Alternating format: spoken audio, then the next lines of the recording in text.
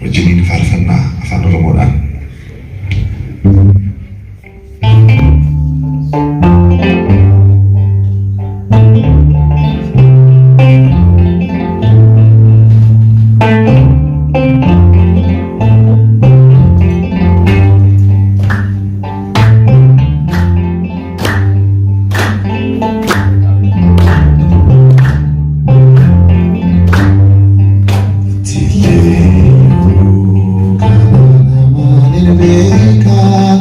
Inari fadu kenar kesaniga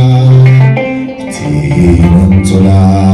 isa sansakanku Karada bukan Yesus jeniku Tino kanana manin beka Inari fadu kenar kesaniga Isa sansakanku karena Tuhan Yesus jeniku jatuh ke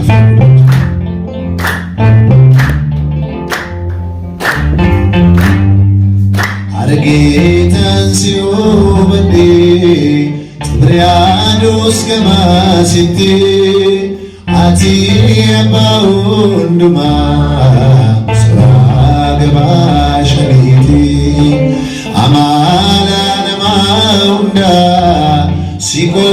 fatuganda wakoli unda kisa altu amakega indu tambakega tiyo kanana malinebeka inari patu Kesaniga Tinantola Isa sansakanku Karena Tuhan Yesus jeniku Ililewani yufme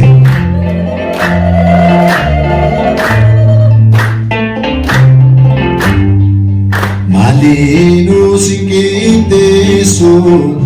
Mandara sifu ada Jalala kitna bada Kanafsi marar bada Sagantaku sikufa Ingkaro sukambira Manikis manakoti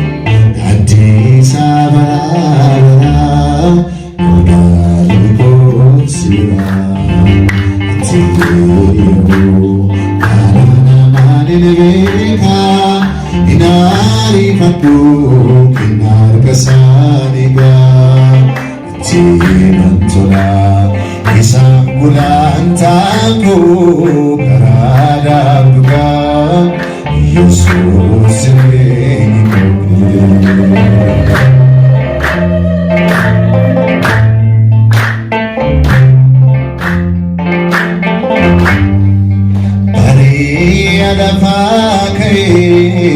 Manaketi figuko Ijiti garakoti Ike sinti majuko Manaketi na fite Yawak situna tikse Ufta si malfachunko Undana dagachise Undumana nisise Anana manin beka inari fadu inar kesaniga Tinantola isa sansakanku karena Tuhan Yesus jeniku Ilileh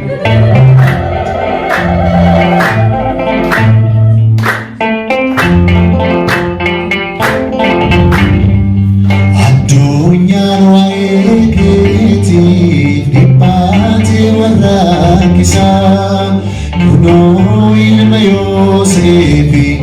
Tukurajota kesa Ati jagunaf banal Siyumat niragufta Nagali undaunte ilma waaqa jiraata Shaddaiidha gooftaan ilma waaqa jiraata Adonaayiidha gooftaan ilma waaqa jiraata Shaddaiidha gooftaan itti fayyadu ana namaan hin beeka inaarifadhu inaarga isaaniidha itti tola isa sansaakaanku araaraaf dhugaa Yesuus